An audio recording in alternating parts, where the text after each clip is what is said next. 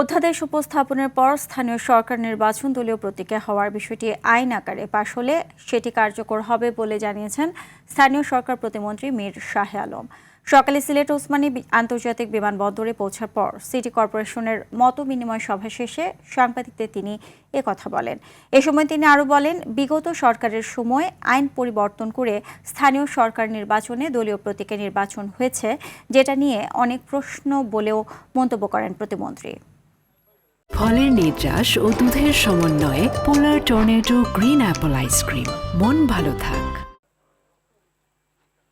স্থানীয় সরকার নির্বাচনের জাতীয় প্রতীক বা দলীয় প্রতীকে হবে কি হবে না এই বিষয়ে যেটি সংশোধন করা হয়েছে, এটা যদি গ্রহণ করা হয় তাহলে এটা আইন আকারে আমাদের মন্ত্রণালয়ের মাধ্যমে আবার সংসদে উপস্থাপন হবে।